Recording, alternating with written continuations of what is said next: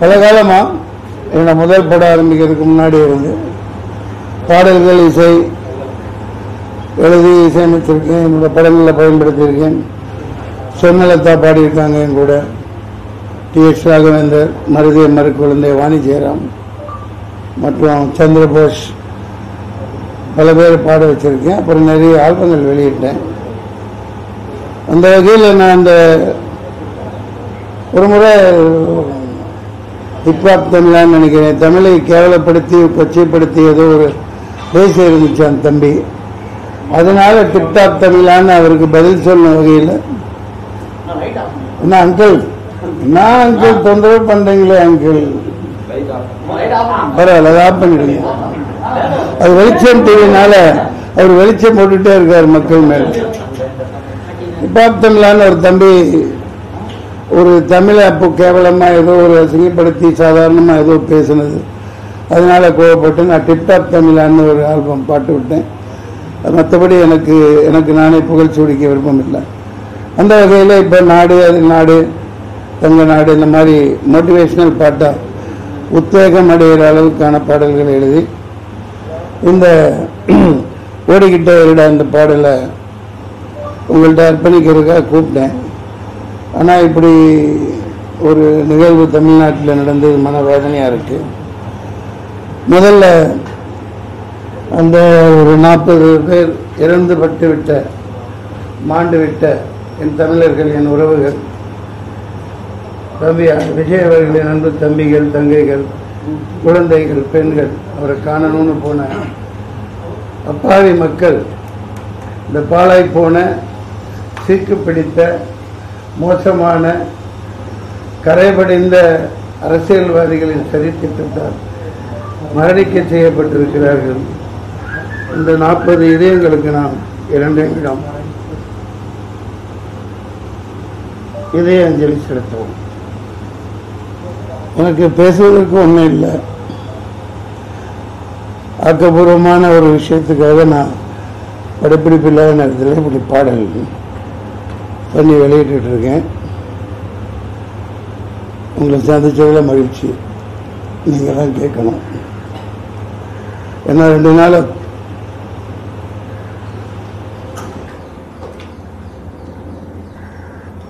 தூக்கம் இல்லை. எப்படி தூங்க முடியும்? சொந்த ஊர் கரூர், பள்ளப்பட்டினா வளர்ந்த ஊர். என் வீடு இன்னமும் பள்ளப்பட்டியில் தான் இருக்கு. அந்த பகுதி மக்கள் இவ்வளோ பெரிய பாவம். அந்த சாகையில் அந்த மரணிக்கையில் அவங்க எவ்வளோ வேதனையில் அனுபவிச்சிருப்பாங்க. கத்தியில் குத்திருக்காங்க, அடிச்சிருக்காங்க, கீழே தள்ளியிருக்காங்க, பள்ளம் வெட்டப்பட்டு உள்ளே தள்ளி விடப்பட்டு மிதிப்பட்டு எவ்வளோ துடிச்சு செத்துருப்பாங்கிறத யோசிச்சு பாருங்க. நம்ம நாட்டில் இப்படியெல்லாம் நடக்குதுங்களே எனக்கு ரொம்ப அவமானமாக இருக்கு. வேறு எனக்கு ஒன்றும் சொல்றதுக்கு இல்லை. நீங்கள் ஏதாவது கேள்விகள் இருந்தால் கேளுங்க. சார், இந்த கரூர் சம்பவத்தில் வந்து 41 பேர் பலியா இருக்காங்க. 41 பேர் ஆயிட்டாங்களா? இதை வந்து நிறைய பேர் அரசியல் ஆக்குறாங்கன்னு சொல்றாங்க. இது எப்படி சார்? என்ன வெங்காய அரசியல் ஆக்குறது? உண்மை தானே. ஒரு விஜய் தம்பி நான் வாழ்த்தனேன் வெற்றி விழாவில், இல்லையா? வெற்றி விழாவில் த ஒன்லி ஒன் ஆல்டர்னேட்டிவ் நாளைய தமிழகத்தின் நாளைய தீர்ப்புன்னு சொன்னேன். முதல் படத்திலிருந்து நான் 10 படம் நடிச்சிருக்கேன் அவர் கூட.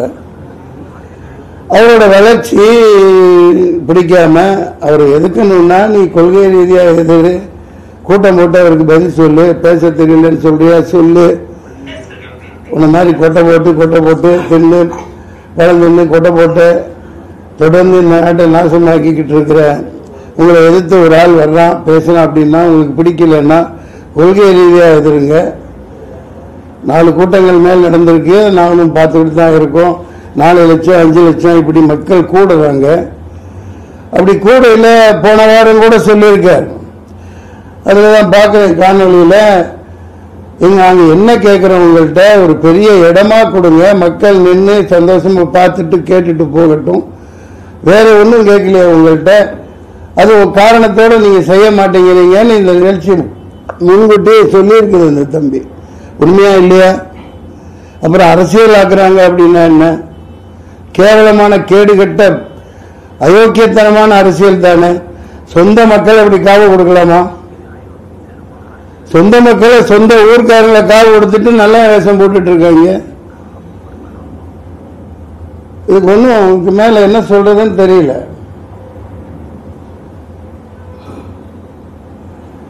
வேற எந்த தாலிகைகள் ஐயா? சார் யாரு வந்தாலும் வந்து அரசியலுக்கு வந்தா கோமாளியா தான் ஆக்குறாங்க. அதுக்கு எக்ஸாம்பிள் விஜயகாந்த், சீமான், ரஜினி வந்தாரு போயிட்டாரு, கமல் வந்து அந்த பக்கம் போயிட்டாரு. யாருதான் அரசியலுக்கு வரணும்? அத நீங்க தான் சொல்லணும். மக்கள் இப்ப சொல்லுவாங்க, 6 மாசத்துல சொல்லுவாங்க யார் வரணுங்கிறத மக்கள் தீர்மானிப்பாங்க. நீங்க சொல்றது உண்மைதான். சில பேர்கள் சொன்னீங்க, அவங்க கோமாளித்தனமா நடந்துகிட்டாங்க, நம்மளை கோமாளி ஆக்கிட்டாங்க. சில பேர் முடியாம கோமாளியா இருப்பதே நல்லதுன்னு ஒதுங்கிட்டாங்க. பல ஜாம்பவான்களை விலை கொடுத்து வாங்கிட்டாங்க. ஒரு மிகப்பெரிய திமிங்கலமா முதலையா அடக்க ஆள் இல்லைன்ற மாதிரி போய்கிட்டு இருக்காங்க. இது ரொம்ப நாளைக்கு இந்த பருப்பு வேகாது. 6 மாசத்துல மக்கள் இதுக்கான தீர்ப்பு தருவாங்க. அது இந்த பாடல்கள்ல தான் சொல்லியிருக்கேன். ஏழை எளியவர் வரணும், குடியானவர் வரணும், தொகுதி மக்களுக்கு என்ன தேவையோ அதை இந்த தமிழ்நாட்டை உய்விக்கிறதுக்கு யார் தேவையோ அவங்க வரணும், ஏழை எளியவர்களை காக்கிற வரணும். அப்படி சொல்லிட்டு இருக்கீங்களா, அந்த ஏழையவர்களை குழிக்குள்ள தள்ளி போட்டு புதைச்சு உடனே வந்து நின்று நான் தான் காப்பாத்துறேன் ஜபார் ஓடிட்டாப்ல இந்த மாதிரி அரசியல் பண்ணிட்டு இருக்கிறத மக்கள் பார்த்துட்டு இருக்காங்க. I support unconditional support to Vijay. You keep going on, you keep on working, the rest of the things people will decide. மக்கள் தீர்மானிப்பாங்க. சார் இந்த கரூர் விவகாரத்துல உயிரிழந்தவங்களுக்கு வந்து ஆமா சார், விஜய் கட்சியில ஜாயின் பண்றாப்ல ஏதாவது பிளான் இருக்கா? என்ன மடத்தனமா பேசிட்டு இருக்கிறீங்க? நான் விடப்பட்ட தம்பி, நான் தான் இப்ப பேசிட்டு இருக்கேன்ல, என்ன கேக்குறீங்க? என்ன பண்றது? இத சப்போர்ட் ஒட்டுமொத்த மக்களே சப்போர்ட் இருக்குல்ல, அப்புறம் நான் என்ன பண்றது? சொல்லு தம்பி. சார் இந்த கரூர் விவகாரத்துல 41 பேர் உயிர்ந்திருக்காங்க. அவங்க மரணம் தொடர்பா நீதிபதி தலைமையில வந்து ஒரு தனி நீதிபதி தலைமையில விசாரணை அமைச்சிருக்காங்க, அருணா ஜெயசன் தலைமையில. அதெல்லாம் ஒரு வெங்காயம் உரிக்காது, அதெல்லாம் ஒரு வெங்காயம் உரிக்கப்படாது. இதெல்லாம் ஏமாத்து வேலை, கண்கட்டு வேலை. அவனே கொலை பண்ணிட்டு, அவனே கொள்ளை அடிச்சுட்டு, அவனே லூட்டி அடிச்சுட்டு அவனே பண்ணுவாங்க. இதான் பார்த்துட்டு இருக்கோம். பாகிஸ்தான் தாக்குல என்ன நடந்துச்சு? வெளியிலிருந்து யாரும் இல்ல, அந்த காஷ்மீரி மக்களும் ஒன்றும் பண்ணல. அப்பா ஏழை சாதாரண பிச்சைக்காரங்க, அடிக்கு 4 போலீஸ் நிக்கிறாங்க. புல்வாமால என்ன நடந்துச்சு? சொந்த நாட்டு மக்களை காலி பண்ணி போட்டு குழிக்குள்ள தள்ளி மண்ணள்ளி போட்டு அதில்தான் அரசியல் பண்ணிட்டு இருக்காங்க ஆள்றவங்க. நீங்களும் 4 அம்சம் வேடிக்கை பார்த்துட்டு இருக்கீங்க. அதெல்லாம் ஒரு வெங்காயம் உரிக்க முடியாது, ஒரு வெங்காயம் நடக்க சும்மா கண்கட்டு வைத்த. இந்த பிரச்சாரத்துல வந்து போலீஸ் வந்து முறையா பாதுகாப்பு கொடுக்கல. யார் கையில போலீஸ் இருக்குது? பாதுகாப்பு 28 கண்டிஷன் போடுறீங்களா இல்லையாப்பா? நீங்க ஒரு மாநாடு நடத்த கூட்டத்துக்கு 28 கண்டிஷன் கேட்டு போடுறாங்களா இல்லையா? எந்த கட்சிக்காவது போட்டாங்களா? எந்த கட்சிக்காவது போட்டாங்களா இது வரைக்கும்? அதே மாதிரி 28,000 போலீஸ் 2,000 போலீஸ் அங்க நிக்கணும்ல, அதே முட்டுச்சம்பளை கொடுத்துருக்கீங்க. என்ன மாதிரி யார் அங்க இருந்திருந்தான்னு வைங்க, அந்த இடத்துல நான் இருந்திருந்தேன் நடந்திருக்கிறதே வேற. 99 இப்படித்தான் நான் நின்று தேனியில பயங்கர கலவரத்தை உண்டாக்கணும். அங்க ஜீப்பை கவுத்து விட்டாங்க, கரும்பு காட்டுக்கு தீ வச்சுட்டாங்க. இறங்கி குளிச்சு ஓடி போய் ஆளுகளோட ஜீப்பை நிப்பாட்டி வச்சேன், கலெக்டர் ஜீப்பு. அடுத்து அதை அணுகி சொல்லி சண்டை விட்டு மைக்கை பிடிச்சி ஒரு சத்தம் போட்டேன். நடக்கிறது வேற, என்ன போலீஸ் எங்க இருந்து வந்தாலும் என்னன்னு தெரியல, கட்டுக்குள்ள கொண்டாந்தாங்க. கொஞ்சம் அந்த என்ன ஆணம் போட்டு குளிக்குள்ள ஏறி மூடி சமத்துவ ஜனகனை பாடிருப்பாங்க. இது அரசியலா? கேவலமா இல்ல? அயோக்கியத்தான அரசியல் பண்ணிட்டு இருக்காங்க, ஏமாத்திட்டு இருக்கீங்க. அனுமதி கேட்கும் போது 10,000 பேர் சொல்லியிருக்காங்க. நீ கோச்ச பச்சை குழந்தை பண்ணமா 10,000 பேர் அப்படித்தான் சொல்லுவாங்க. 20,000 பேர் சொன்னா உங்களுக்கு பர்மிஷன் கிடையாதுன்றான். போலீஸ் பத்தி தெரியாதா? போலீஸ்காரங்க நல்லவங்க, அவங்க என்ன செய்வாங்க? மேல என்ன ஆர்டரோ என்ன உத்தரவோ அதுபடி அவங்க நடந்துக்குவாங்க. அவ்வளவுதான் அவங்களால முடியும். அனுமதி கேட்கல 10,000 பேர் வருவாங்க, அப்படித்தான் கொடுக்கணும். அவங்க அதுதான் நடைமுறை. 10 பேர் அந்த கூட்டத்துக்குலாம் வரமாட்டாங்க. எல்லாம் பிரியாணி போட்டணும், சாராயம் 100 ரூபாய் 200 ரூபாய் காசு, இதை கூட்டம் போடுவான். அவனுக்கு பொட்டல் வெளியில நல்லா 10 கிலோமீட்டர் இடம் கொடுப்பீங்க. 4 லட்சம் பேர் கூடுறான்னு தெரியலையா? அப்புறம் முடிச்சலுக்குள்ள அனுப்புறீங்க. பயங்கரமா பலன் சொல்லி வச்சுட்டு 500 கும்பலுக்கு மேல பயங்கரமான ரவுடிகளை எத்தனை கத்தி குத்து பண்ணான்னு தெரியல. நான் சொல்லல, நம்ம மக்கள் சொல்லிட்டு இருக்காங்க, வந்துட்டு இருக்கு. பாத்தீங்களா இல்லையா? இப்போ பயங்கரமான ரவுடி ராஜ்யம். ஏன்னா என்ன உள்ளத்தை அன்னைக்கே உடனே போஸ்ட்மார்ட்டம் பண்ணி உடனே போச்சு முடிச்சாச்சு. ஏன்னா அப்படி வச்சிருந்தா எங்க குத்துப்பட்டிருக்கு, என்னென்ன நடந்திருக்குன்னு தெரிஞ்சான். Shame on this politics. Sir, Vijay அவர்களை பார்க்க தான் மக்கள் ஒரு கூட்டம் வந்துச்சு. அப்புறம் என்ன ஒன்னையும் பார்க்க வந்தது? சார், 41 உயிர் போயிருக்கு. விஜய் வர முடியலன்னா அவங்களோட கட்சி கீழே இருக்கிற தொண்டர்களோ இல்ல கட்சி பொதுச் செயலாளரோ யாரோ களத்துல நின்று இருக்கணும் சார். களத்துல யாரோ துரத்தி விடுறாங்கல்ல, சுத்தி நிக்கிறது யாரு? அவங்க போட்டு தள்ள நிக்கல, அவங்க தானே விரட்டி விடுறாங்க. நியூஸ்ல சொல்றாங்களா இல்லையா? கிளம்புங்க நீங்க நிக்காதீங்க அப்படின்னு பேக் பண்ணி அனுப்பிச்சுட்டு இந்த மாதிரி சம்பந்தம் இல்லாம கேள்வி கேட்கறீங்களே. அவங்க புதிய கட்சி என்ன மாதிரி ஆள் இருந்தா அதுக்கு பருப்பு எடுக்க சரியா நாளை இறக்கி இருப்பாங்க. அந்த மாதிரி ரவுடிகள் உங்கள்கிட்ட இல்ல. அங்க இருந்து அடியாங்க சொல்றீங்களா? மக்களை தீர்த்து கட்டிட்டாங்க. அதாவது இப்ப ஒரு பாதுகாப்பு வளையத்தில் இருக்காப்லையா இல்லையா? அதையே நோக்கித்தானே இது நடந்திருக்குது. புதுசா சரி வரட்டும் பாரு, நாங்க பெரும் பலம் புரியுதானே நின்று சமாளி. இந்த மாதிரி சொந்த மக்களை ஏன் சொல்ற? சொந்த மக்களை பக்கத்து தெருவில் வாழ்றாங்க அந்த ஊர்க்காரனை கொண்டுட்டு வேஷம் போட்டு தெரியுது. வெக்கமா இல்லை உங்களுக்கு? சார், இந்த மரணம் வந்து யாருமே எதிர்பார்க்காததான். என்ன எதிர்பார்த்தாது? யாரு எதிர்பார்த்து? விஜய் எதிர்பார்த்திருக்க மாட்டாப்ல. கோபத்தனமா மக்கள் எதிர்பார்த்திருக்க மாட்டாங்க. விஜய் அண்ணா பார்க்கணும் அப்படின்னு போட்டு வந்து நிக்கிறாங்க. ஆனா இது எதிர்பார்த்து திட்டமிட்டு சரி தீட்டப்பட்டு வாட்ஸ்அப்ல வருது. சாயந்தரம் சம்பவம் நடக்கும்னு போட்டிருக்காங்கல்ல. சதியாவே இருந்தாலும் விஜய்க்கு ரெஸ்பான்சிபிள் இருக்குல்ல, நம்மள பார்க்க வந்திருக்காங்க. அவங்க ஏன் ஒரு வார்த்தை மீடியா கேக்குறாங்க, ஏன் பதில் சொல்லல? நீ வந்து ஏன் பதில் சொல்லியா? சொல்லாம சொல்லி நீ அப்படியா நீ தெரிவிக்கிறியா? சாதாரண 1-2 உயிரா 40 பேரு அது மேல நிக்கிறார். அந்த இடத்துல நீ நின்று பார், அப்பதான் தெரியும் தம்பி அவ்வளவு வேகத்துல. ஏன்னா இந்த மாதிரி கொடூரமான கும்பல் அவங்களுக்கு தெரிஞ்சுதான் அப்படி ஒரு வண்டியை வச்சு பாதுகாப்புல போலீஸோடு நிக்குது. அந்த இயல்போட இடமில்லாத மீட்டிங்ல நான் ஒரு பேச்சாளனாக இருந்திருக்கேன். மேல நீ கீழே என்ன நடந்தால் ஒண்ணுமே தெரியாது. கீழே என்ன நடந்தாலும் ஒண்ணும் தெரியாது.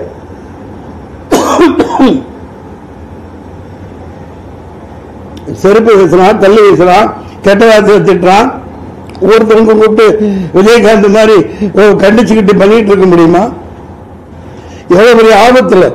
நான் அது வண்டி உள்ள போயிலே பார்த்திருந்தேன்னா திருப்படா வேண்டிய பொட்டல் வரைக்கும் விடுறா பார்த்துக்கலாம் போலீஸ் கேஸ் அப்படின்னு அப்படி எழுதி போடணும். இவங்க மதிக்கிறத இல்ல, கொஞ்சம் கூட பிரயோஜனம் இல்லை. தெரிஞ்சதான காவல்துறை அப்படி ஒரு சந்துக்குள்ள போய் போடுறாங்க.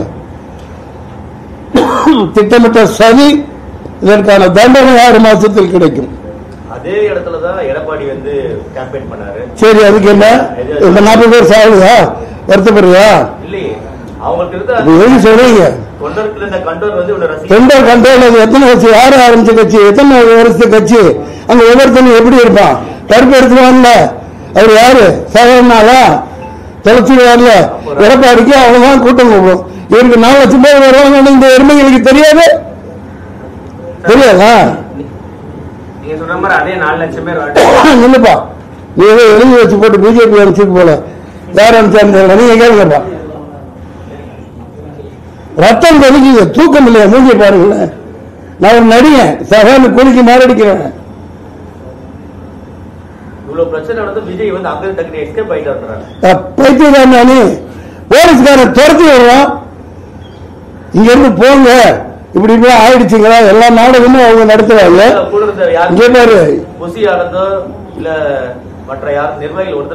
அந்த சொல்றதுக்கு தானே இந்த திட்டமே. துரத்தி விட்டு போட்டு அடுத்த நிமிஷம் வர முடியுது இல்ல?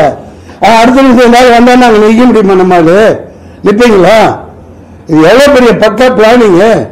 அடுத்த நொடி டக்கு டக்கு டக்கு டக்குன்னு வர்றாங்கல்ல, கேக்குறாங்கல்ல. 66 பேர் செத்தானு சொல்ல சொல்றாங்க. கள்ளக்குறிச்சியில் செத்தார்கள் அங்க போய் நின்றீங்களா? இழக்கண்ண என்ன கேள்வி கேட்கிற நீ? நின்று அவரை சேர்த்து சமாதி கட்டுறதுக்கா? அவரை ஓடியில் வச்சுட்டு நிக்கிறாங்க. பதிவாசனமா கேள்வி கேட்கறீங்க. யதார்த்தத்தை பேசுங்க, மக்களுக்கு உண்மையை சொல்லுங்க. ட்விஸ்ட் பண்ண கருவியா நீங்க இங்க வராதீங்க. நான் எனக்கு என்ன கூட நடிச்சேன். மக்கள் பார்த்துக்குவாங்க, மக்கள் பார்த்துக்குவாங்க. நான் ஒரு நடி, அதேதான் சொல்றேன். இப்ப அவர் வராம இருந்திருந்தா என்ன சொன்னீங்க?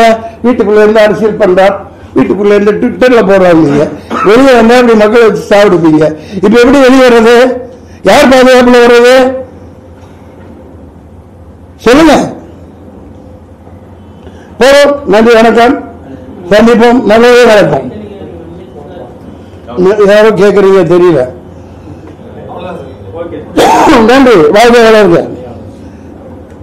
தப்பு செய்தவன் தண்டனையை அனுபவிப்பான். அவ்வளவுதான். ரத்தத்தில் தமிழன் இருக்கு. அது நாளைக்கு ஐடியா இருக்கு, சேர்றது இருக்கு. இது அது எப்ப நடக்குமோ அது நடக்கும். அதை பத்தி எல்லாம் எனக்கு கவலை இல்லை. உணர்வு பூர்வமா ஒருத்தனுக்கு இப்படி தமிழ் இனத்தை கொண்டு ஒரு சொந்த மக்களை சாலடிச்சு அரசியல் பண்றான். அதை கண்டிக்கிறது என் தலையாய கடமை. நான் கண்டிக்கிறேன். நான் சொல்றதுக்கு ஒண்ணுமே இல்லை. அது அவர் பார்த்துக்குவார். அவருக்கு இருக்கு எல்லாம். ஒரு கட்சியை நடத்திட்டு போறவருக்கு இருக்கு. நான் அரைவரை சொல்ற அளவுக்கு எல்லாம் சத்யராஜ் மேல ஆள் கிடையாது. அவர் பெரிய மா மனுஷன், உயர்ந்த மனுஷன்.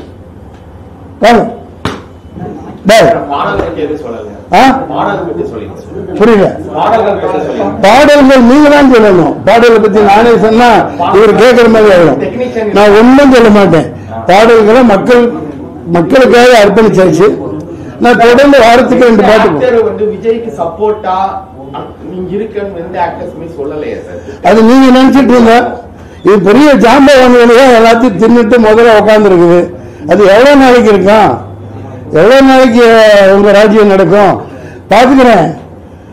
எத்தனையோ கொடுமைகளை தாங்கிட்டு நிக்கிறேன். நான் படம் சரக்கு எடுத்து 4 வருஷம் 4 கோடிக்கு மேல போச்சு.